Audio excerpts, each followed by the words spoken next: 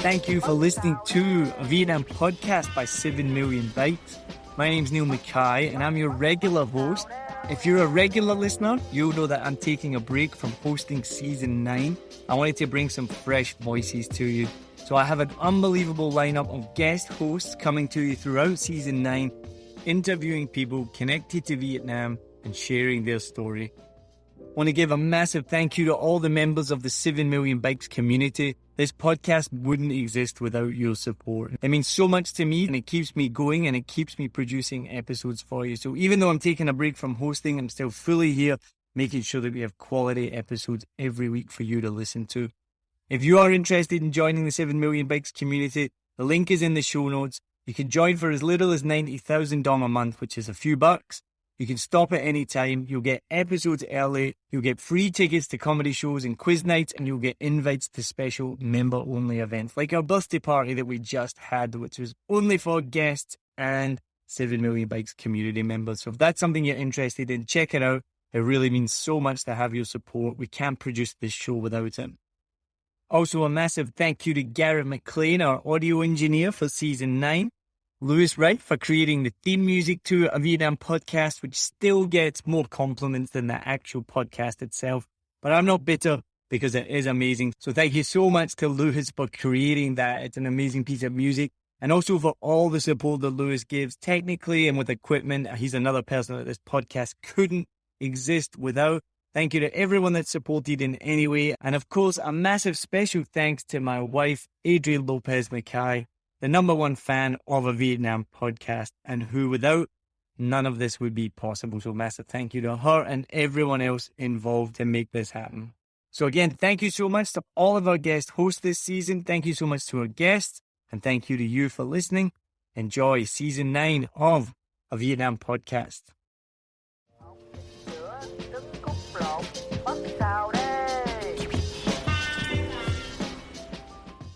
Welcome to 7 Million Bikes Vietnam podcast. I am Paul Villanova, and I will be your guest host, coming from both down under and the north somehow, the capital of Vietnam. In this episode, we'll be talking about what it's like to move to Vietnam to be a professional athlete and how that experience has shaped who they are.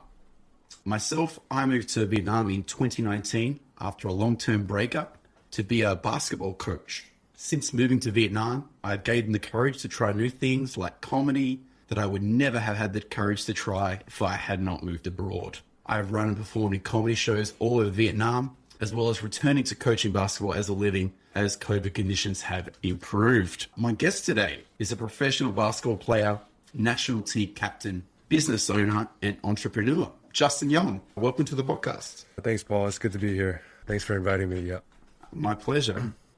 Okay, Justin, so let's talk to you about where did you grow up? I grew up in the U.S. I grew up in Southern California, a small little city outside east of Los Angeles called Monterey Park. I mean, I was born in 93, so been living for almost 30 years now. So yeah, I grew up in the U.S. in my whole life and decided to come out here in 2016 in Vietnam. Okay, and your parents met there? Yeah, both of my parents met in the U.S. Actually, they were both from Vietnam, and then they moved to the U.S. after the war, and they met somehow in L.A. I don't know their backstory, and I was born. Okay. And what do your parents do for work? My dad is a mechanic. He does complete auto repairs for any kind of car. He has his own business, and my mom helps him out with the front office work and just helping out with his business. It's been like that since they met. Yeah, I have sort of had that in common. My uncle and all the Villanovas in my home city are all mechanics, and they have an American four-wheel drive business, and they import all American four-wheel drive stuff and put lifts on Jeeps and that sort of stuff. Yeah. So yeah, I've been forward driving with them where they're doing like 80, 90 kilometers an hour on a beach. It's very scary. And when did you first come to Vietnam? My first time, I was a kid, the very first time, so I don't remember what year, maybe around 10, 11 years old. I came out here with my parents and my family just to visit my parents' homeland. I didn't know what to expect. I was young. When I first came here, there was a lot of dirt roads. I was in Saigon, Ho Chi Minh City. I have very fond memories of how underdeveloped Vietnam was, and it was very interesting to me because I think that was the very first time that I was outside the country, and just to see how things are outside the U.S., really opens your mind. So that was the very first time I came out. here. That was almost 20 years ago. And then now the next time I was back was 2016. So let's talk about your university experience first. Did you get a scholarship offer? Is that how you got to university? Yeah. At first, any Asian parents want you to go to the best school possible, want you to get a degree and stuff and stable job. So basketball wasn't on my mind coming out of high school. It wasn't until that summer after my senior year was where I started to realize that maybe I have a chance to play college basketball. So I didn't really take it seriously until around that time, maybe a little bit before the summer going into my senior year of high school is when I started playing like the AAU basketball, the club basketballs outside to try to get more attention and try to get better. So college basketball wasn't on my mind, but at the same time, it was something that I can actually look forward to going into my senior year of high school. I know there was rumors that I was actually good enough to continue on playing my career. So even though Division I, Division II were probably not possible, there was Division III basketball, which was around on my level. And the Division III school that I went to there was no athletic scholarship, but they do give academic scholarships, and that's what I got. It was a partial academic scholarship, thanks to my good grades in high school. So that was what I got when I went to college and played. Okay, and your first year in college playing, let's talk purely about how was that experience for you? My first thought was, I get to continue playing basketball, which not a lot of kids can say they can do after high school. So I was really grateful, but at the same time, as a freshman coming into a new program, I had to work, again, all that work. I had to continue to work harder to earn the respect of my teammates, the coaching staff, and everybody again.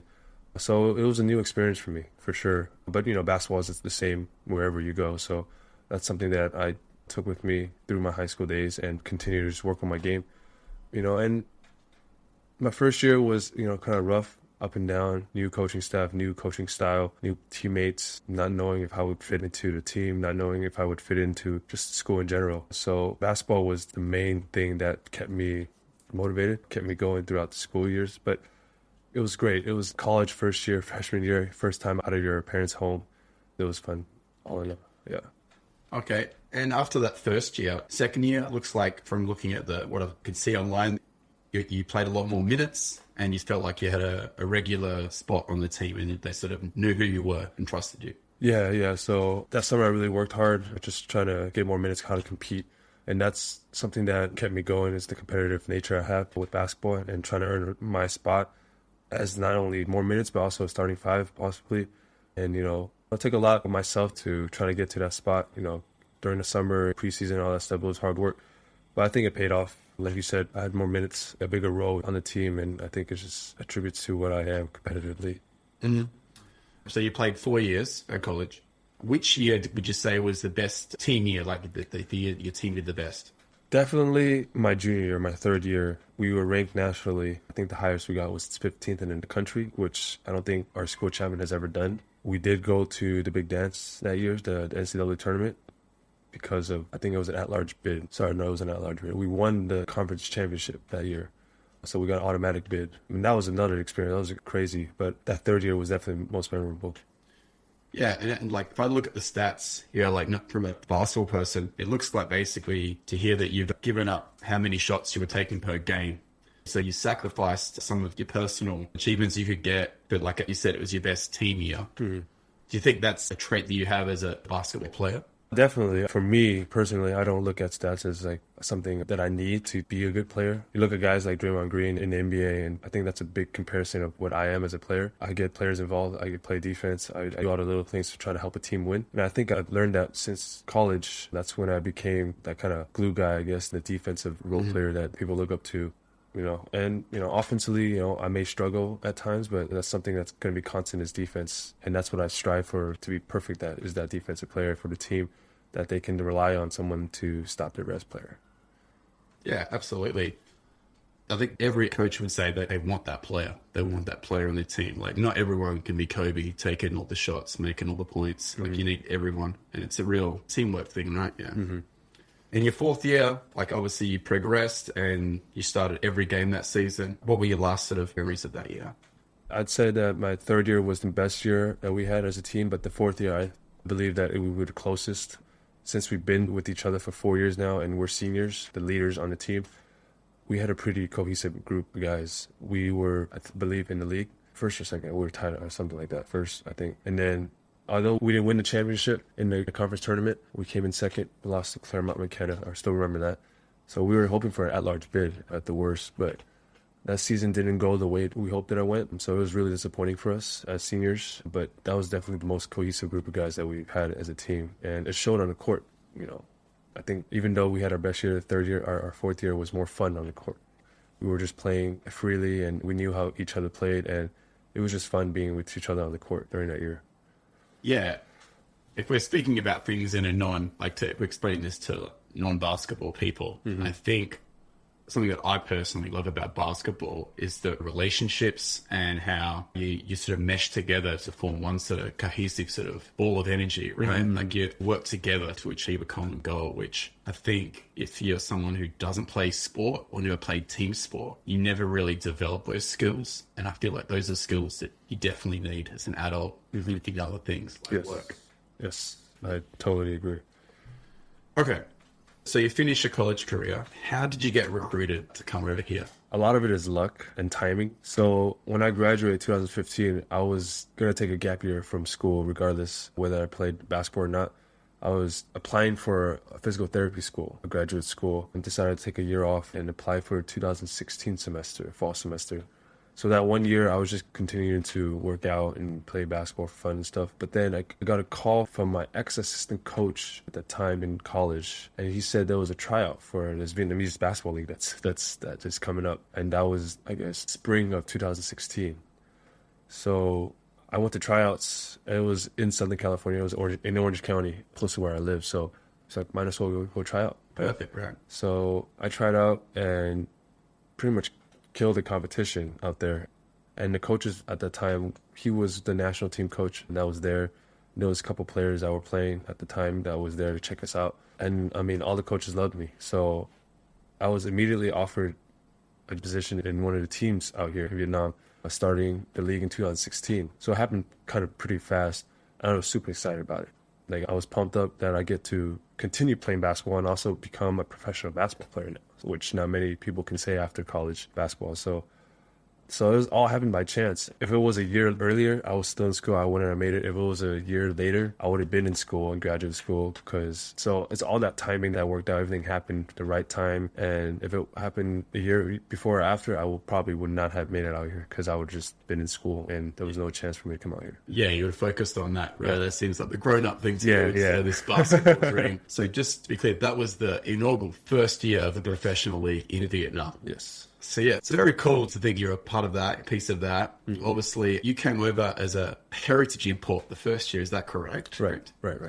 So can you explain what that is, just for people who don't understand? Yeah, so our league, in our first few years, each team had a spot for one world import, which was anyone from any country, and also one spot for heritage players, heritage imports, which the player must have one or both parents that were born in Vietnam. Both my parents were born in Vietnam, so I applied to that rule, and so I was considered a heritage player. We'll be right back. Join pilot and adventurer Fernando Pino as he takes you on journeys to discover exciting destinations across the UK and Europe.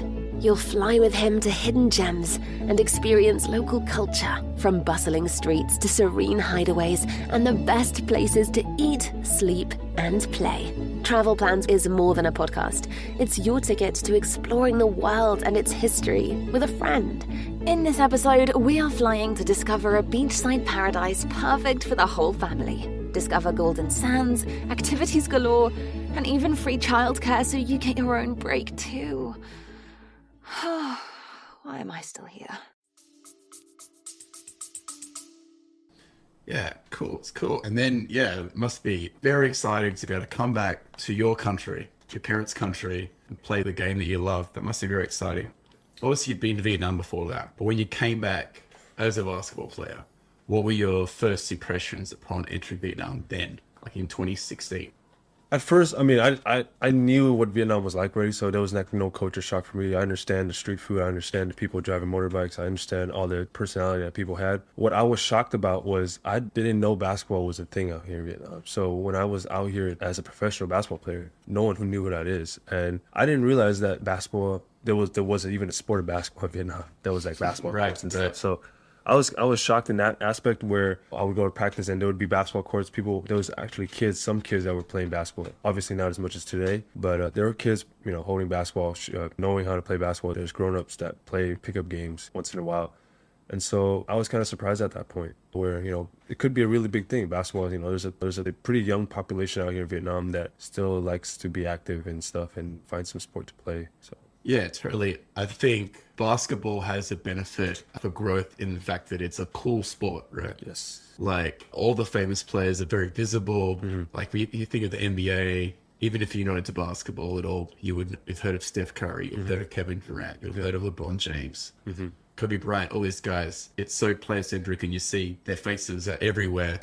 And it's very cool, right? Everyone wants to be a basketballer or a rapper, right? That's the gem, right? Yeah. I had a similar thing when I was telling my friends about the offer for me to come here to coach. My friends are like, they play basketball in Vietnam? Like, didn't they just have a war there? I'm like, that was 30 years ago. Come on now. And then, they said, oh, are you just going to be like training on like grass concrete courts or whatever, out on dirt courts? And I'm like, no, I don't think so. And then, the first basketball courts that I saw in Vietnam were at Eunice, which you would know are probably some of the nicer ones if you're getting annoyed. Yeah. Which is pretty good. Still miss the nice wooden courts from back home, but I'm sure you get the same back in Cali. Yeah.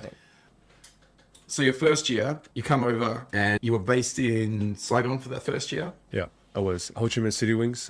I asked them to put me in a big city, so preferably Saigon. So, there's two teams in Saigon Heat and Ho Chi Minh City Wings, and Saigon Heat already had a heritage guy. So they put me in Ho Chi Minh City Wings, which, it was a great time. First time living outside the country and living in a big city like Ho Chi Minh City, it was great. So how did that first season go? Like personally, like as being a professional and that sort of stuff? I was like super excited for everything that happened. Like every new experience, I just took that into my heart. And until now, I still remember it. So, the fans, it was funny. The very first game that we had, the fans had no idea what was going on. Pretty much had to teach the fans how to behave in the game. So fans would be clapping for both teams anytime they scored a basket. So there was really no home court advantage. But it was fun. Like it was a new experience for me watching this new sport coming into Vietnam and people not knowing about the sport and having to learn how to watch it and understand it. And me being one of the pioneers of the league is definitely another thing that I don't take it for granted for sure. But that first year, it went by so fast. Every game that we had, every practice that we had, it was very memorable. Our team was really good. It was pretty much stacked. We lost in the finals, unfortunately. But I think that was a very great learning experience for me. I was super excited to come back for the second season. And I just took that going to the next season. And with that, all that excitement again. And obviously your experience is a bit different from other people's foreigners. Vietnam experience. If you were going to tell someone to move to Vietnam, what would you tell them about Vietnam? How would you persuade them? Just have an open mind. I think a lot of people outside the country that have never been here have a pretty closed mind about the country of Vietnam. Many people I've talked to back home in the U.S. have never been outside the U.S. Don't have an open mind and think that Vietnam's still very underdeveloped third world. I don't think Vietnam's a third world country anymore. It's pretty much going up to second. Yeah, so they still think it's an underdeveloped third world country. There's still dirt roads, violence on the streets and stuff like that. And so I just tell them to have an open mind. Come visit for a week and I guarantee you it's going to change your mind. Every foreigner that I've talked to that has lived here or passed by here has said Vietnam's one of my favorite countries and I would definitely move back here to work. So just definitely have an open mind and be open to the cultures that exist outside your own home country. Yeah. I'm sure lots of Americans would say, I definitely know this. I grew up in a small country town, not near a big city. It was like 12,000 people in my town. And so I did all my schooling there and then I graduated high school and moved to the city. I have friends who stayed in the town and got married within 2 or 3 years. And now they have kids who are like 15, 16. Wow. And they've never lived anywhere else. They've only ever lived in that town. Definitely go explore. Yeah. I think travel opens your eyes and you just get to develop more as a person. I think sure. You learn more stuff. Like not everything's one At way. school, yeah. Not everything is learned in school, I say. So, you know, when I have kids or even to other kids as a role model or someone that people ask questions, just explore different cultures. It could be a different city. Just go to a different city, go meet different people. I think it'll open your mind a lot more and definitely change you as a person. Absolutely. I think there are definite pockets of stuff living abroad where you could spend all your time hanging with people from your own country. For me as an Australian in Indonesia, Bali is just full of Australians.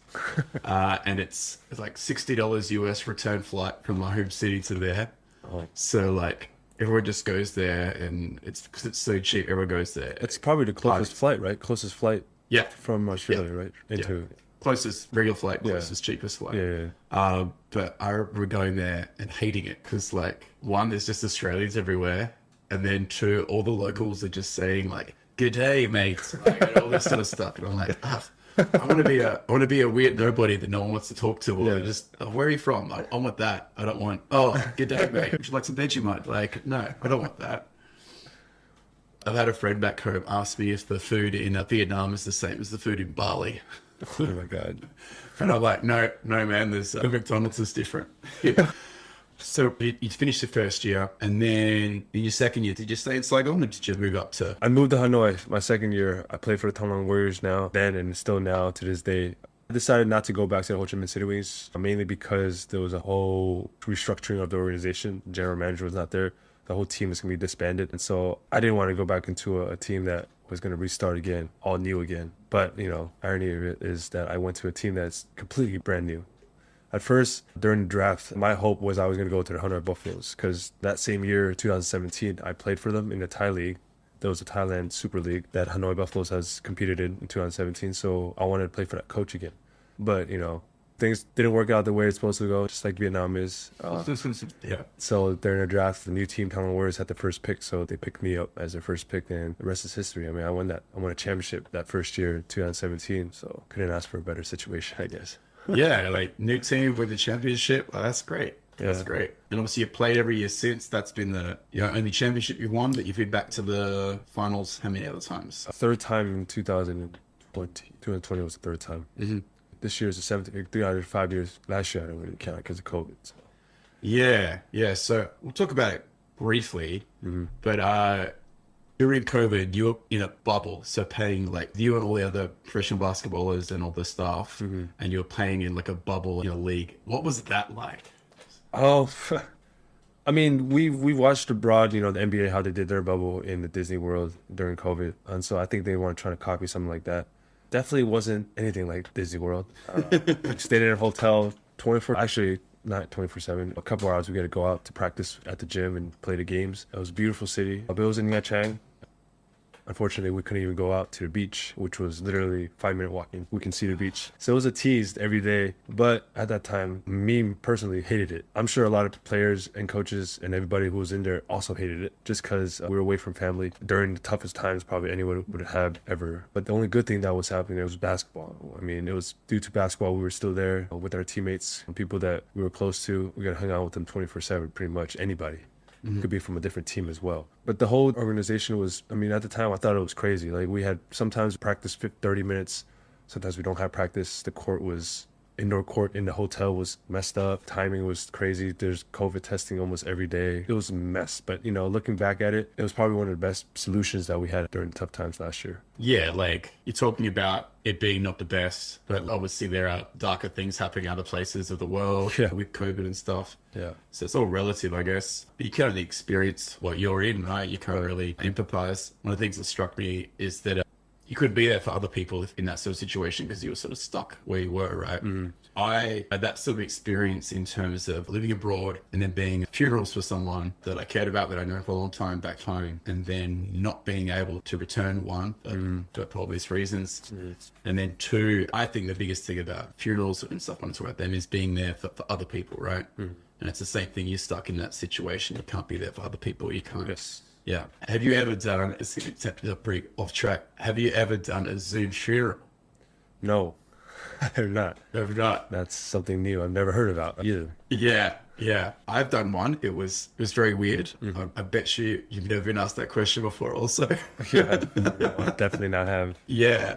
I remember doing that and it feeling very weird, and you feel disjointed for Yeah, all these yeah, obvious reasons. Of course. And then, it was over. But I felt more emotional watching this funeral than when I got told the news, just because you're apart from things and it's a bit more surreal, yeah. Okay, back to basketball. Let's dead. So during this time, you started playing for the Vietnamese national team. Is that right? Yes. So I first joined the national team in 2019.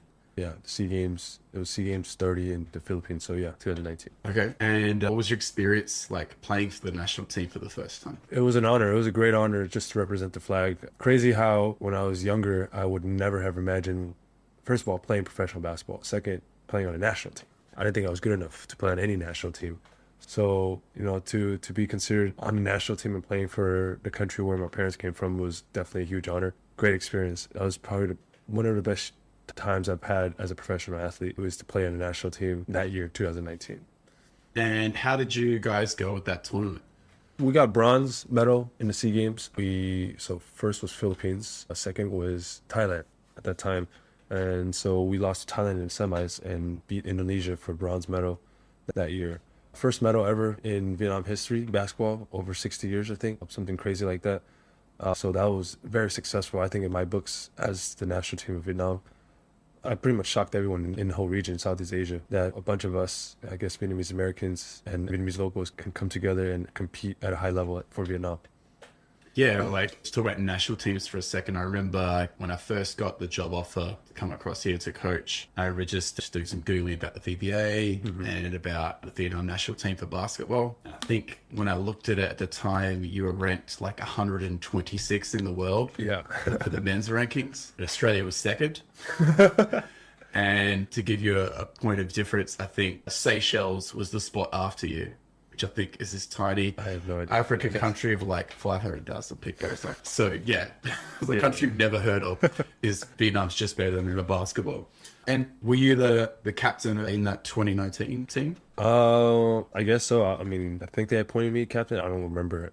But I always see myself as like the voice of the team because I'm pretty vocal on and off the court for the national team. So I guess I was appointed captain at the time and still to this day, I think. And what does it mean to you to be able to be the captain of Vietnam men's national team? I mean, I'm just honored to be part of the national team. So me being as a captain, I think it's definitely another, it's a big honor to be considered captain, but I just see myself as that captain instinctively, I guess. You don't have to call me the captain. I just do it because that's my role in the team. I feel like that's what I am for the players and for the team and for the coaching staff. And if you call me captain, okay, I mean, that's great to be named that, but I'm always that person in any team I play for. I'm very vocal on and off the court about things that I do like and I don't like. And I'll just make sure everything is for the team and for the best of the team. Yeah, totally. I, like, as someone who's watched you play, been around you, I would say you're very focused and professional. And if people don't bring the same attitude and ethic, you don't have really have time for them. Yes, that's what I've learned. Professional basketball or any professional sport is pretty new to Vietnam unless you're a football player. So trying to bring that professionalism and just that work ethic from where I've been in the U.S. to here, it's definitely something that I've been working on my 7 years here, 6 years here. Yeah. It's definitely something that I need to try to instill in these guys. But at the end of the day, it's on them. Like, I can tell them however much I want to do for them to help them in their careers, but it's up to them to learn or get better at their craft. Yeah, like, I think some people who view basketball as, people just shoot and have fun and run around. He's big, that's why he's good at basketball. The guys who make it to the top levels, they're putting hours upon hours upon hours of work that you don't see on the court. Like, you don't see that on the court, you see that on the training, you see that before training, after training. Okay, so from your first year, when it was the inaugural year, to, let's say, your third year, and then to this year, can you think of any specific sort of examples of professionalism and how it was approached by the teams in the squad? From the first to third year, I took it very seriously because I was still relatively new. The league is still relatively new. So I just try to be there and just lead by example, I guess, of how you're supposed to be as not just a basketball player, but as a professional athlete. You present yourself as a professional worker. You're pretty much a guy who works for a company. So if you want to do well and perform well and please the boss or whatever and trying to get a better pay, then you have to act like a professional, right? And to just do your best at the job that they gave you. And the first 3 years, I took that really seriously. I tried to instill it in these young guys who were coming in to the league and guys who have ever worked before for a big company. So I took that into heart, and in the next few years, third to the sixth year, I started to see that it's based on the culture and how the people are raised out here. People are not born playing a sport growing up out here. It's not a priority for kids. So they don't take it as seriously as I take it or any other athlete would take growing up outside of Vietnam.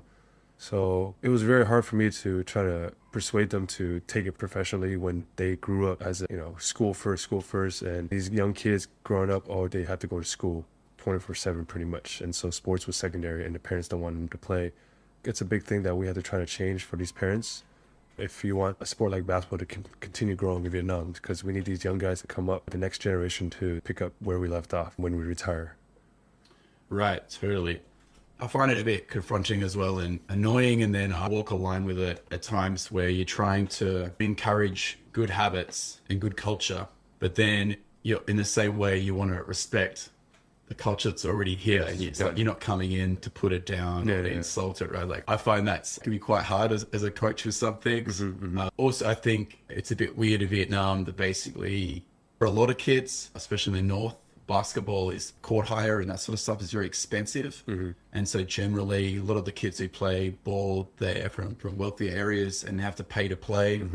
So with that, there's a different sort of mindset involved with it. Where I grew up, we get like higher level coaching and stuff, and in my home city you get high level coaching, but it's all free.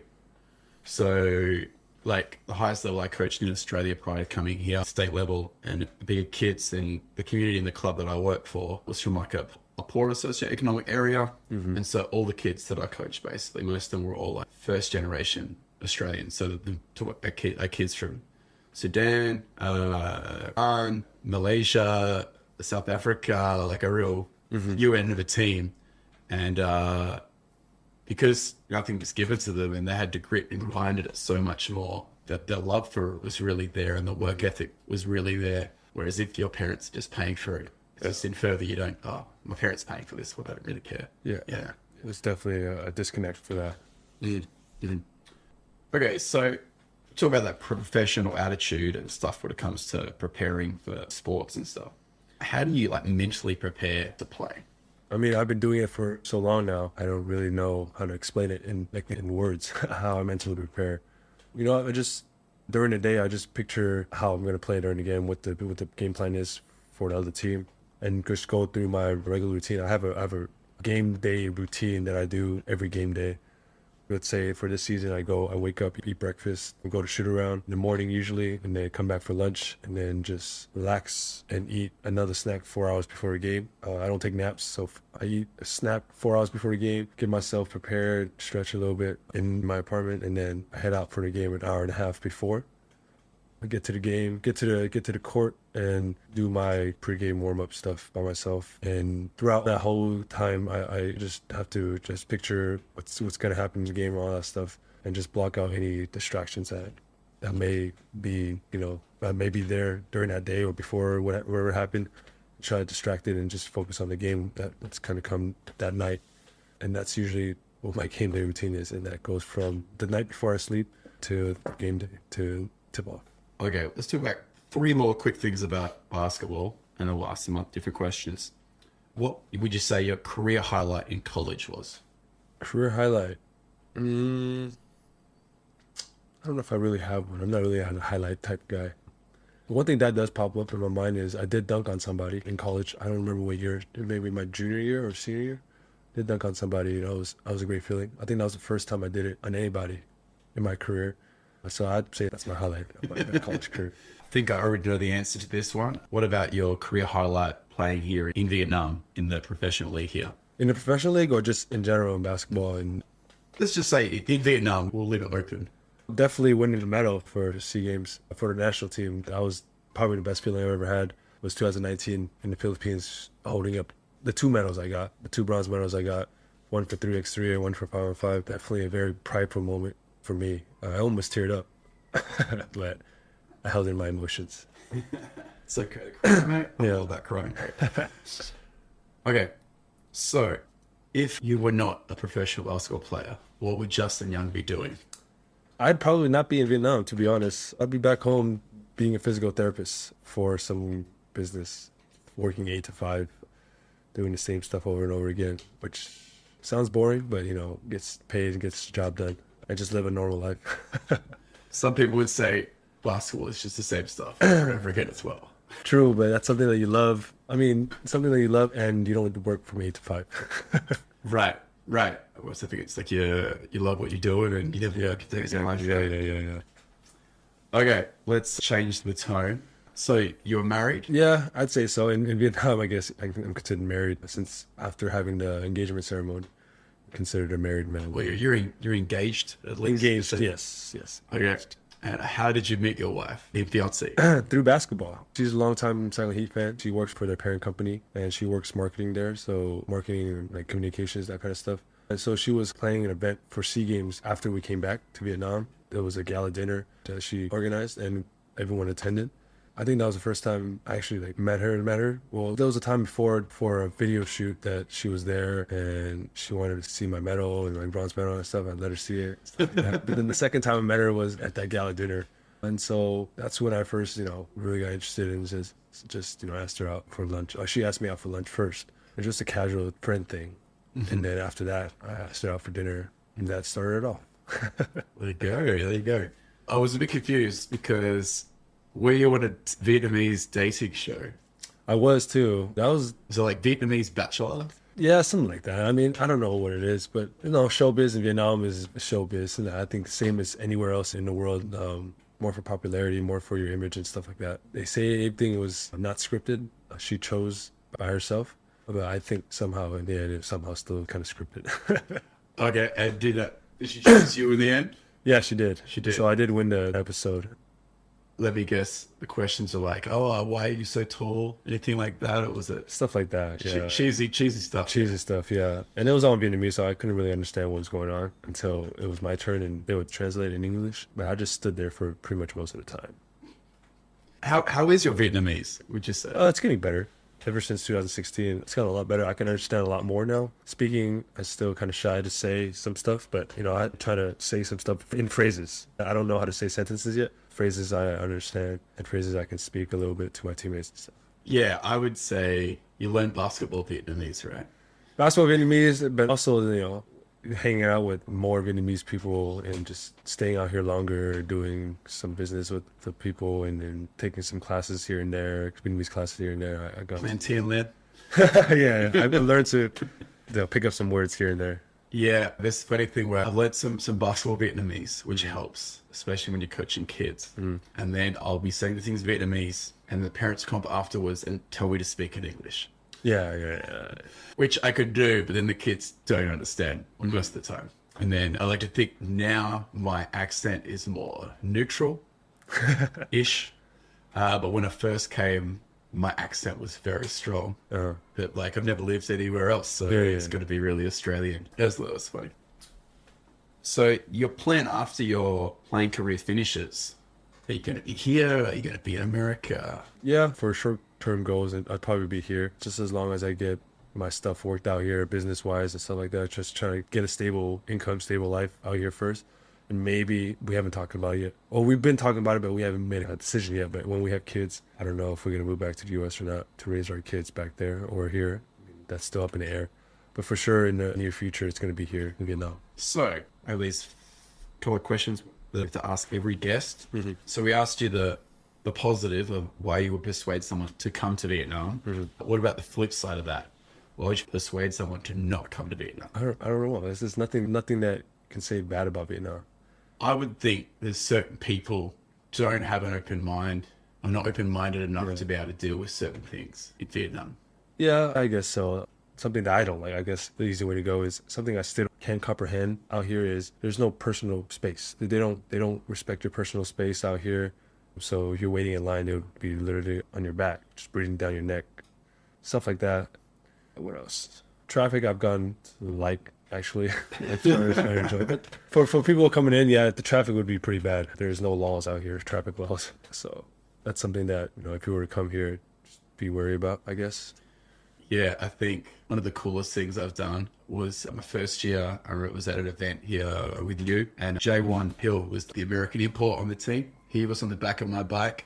And J1's about, 6'7"? 6'8". Big guy. I'm not tiny by Vietnamese standards. I'm 6'3". I'm on the bike. We're driving along, and I would say we're going fast. Mm-hmm. But there's a lot of man on that bike. And this girl pulls out without looking like a foot in front of us. And I take my hand off the accelerator. I didn't want to swerve to the left and get hit by a car or anything coming from behind because we're in 2 lanes. So I keep my left hand on the brake. On the left. The handle? On the handle, yeah. And then with my right hand, I just pretty much just reach over and I palm off her left handle. So just sort of smash her handle and she just sort of veers off. And then like I keep driving. So like, I just sort of like, I don't argue her that term while driving because I'm like, well, if I crash and the American import gets injured, I will lose my job very quickly. And I think that's why J1 loves me. Shout outs to Jay. Wow. That's crazy. Okay. What are some common scams that you've heard of in Vietnam? Common scams. I mean, taxi drivers, that's probably the main thing. Like, taxi drivers would probably, especially as a foreigner, and they know you're a foreigner, they'll probably drive you around the block a couple of times without you knowing. If you don't or not go directions and your first time there, they take you around and hike up the price, or they don't use the meter at all and they just tell you a price before you get in the taxi. It's definitely higher than what it's supposed to be, but people don't know it if you're not from here. So that's what the local people told me when I got here, so I was aware of it. Definitely holding your phone out in the streets too. You know, people would, I don't know if it's not a scam, but people would just go out, steal phones and stuff like that. And just be very cautious of what you wear on the streets and stuff. That's the only thing I pretty much heard of in terms of scams. But yeah, Okay. there's probably a lot more I just don't know about. Yeah. I always tell anyone who's coming in, I'm like, download Grab. Yes. Download Grab. But then the weird thing with Grab is that you need a phone number. Yeah. So it's like download Grab and then get a SIM card and get here. But what happened when my parents come is like, oh, we'll pay for all the meals and stuff, but you organize all the transport. I'm like, okay, cool. We just go back to personal space thing for a moment. So yeah, you're 6'5", 6'4". 6'4", 6'5". I'm 6'3". I think people will see me and then allow space for me to get by, but they presume that I'm 5'5". And so that size difference between is rather different. Yeah. And yeah, as a 6'3" guy here, the only Vietnamese that I've met in Vietnam that are the same height or taller than me, all professional basketballers, which yeah, I think would be the universal thing all around. Do people presume that you're Vietnamese when you see them? And that Vietnamese people when you meet them? No, they see me. First thing they ask me is if I'm Korean. Korean is the first thing, and next would be probably like Chinese or Japanese, but definitely not Vietnamese. But they do ask me in Vietnamese, so I understand what they say. And when I answer them back in Vietnamese, they're like, "Oh, wow, okay, so you're Vietnamese." And I say, "Yeah, I'm from America, American Vietnamese." So Viet Kieu. Viet Kieu. Yeah, Viet Kieu. Vietnamese are born abroad. That's how it is. Okay. Yes. I always get asked where I'm from, and I'll try to say Vietnamese, but I always mess it up, or I'm saying wrong with my accent, or they just don't understand me. I'll say, because Australia is ok, but I'll say it with the wrong tone. And if you say it slightly wrong, it goes to like konok, which is like snail. Yeah. so I get lots of weird looks sometimes. Yeah, I'm not from snail. Okay. What's something that you heard about Vietnam that's not true? I mean, Vietnamese is a dirty country. Vietnamese is underdeveloped. That's what I hear a lot from my friends. And I mean, it's dirty in some places, but most of the places it's gotten a lot better. So that's definitely not true in terms of that. Yeah, I think you could sort of cherry pick that in any country, really. Yeah. Like I could show you streets in Australia that are horrible. All right. What question would you like to ask the next guest? Just your personal story and how you got here to Vietnam, pretty much. And how'd you make a life out here in Vietnam yourself? All right. I think this will be the last question. Yeah. Our last question. If Vietnam was a person, how would you describe them? It's a good question. I mean, I describe a person as cheap. Cheap? Cheap and Short? cheap and a very, very calming and relaxing lifestyle. So you'd be a very cheap but very cool person because everyone here is really, really friendly. Everyone smiles at you no matter who you are and where you come from. Just very friendly people, I guess. Yeah, I agree with that. Yeah. That's good. Okay, Justin Young, is there anything you would like to promote? Nothing really, just promote my own brand, I guess, Justin Young. If you guys want to follow my Instagram or my Facebook, Instagram at Justin Young 12, Facebook It's my name. Yeah, the links to that, we'll put them in the show notes, no problem. Yeah. You go down and watch Justin play basketball. Yeah, come on, watch me play. The season's going to end in early September. Well, the playoffs end in early September, so we got a couple more months to watch me play. A few more games up here in Hanoi and a few more games down in Saigon. If you're in Da Nang or Nha Trang, we have one game each in those cities. So, yeah, come on and watch. Come and support. All right, awesome. Thank you very much, Justin Young. Thank you, Paul, for inviting me and for being part of the show. It was a pleasure. No problems. Cheers.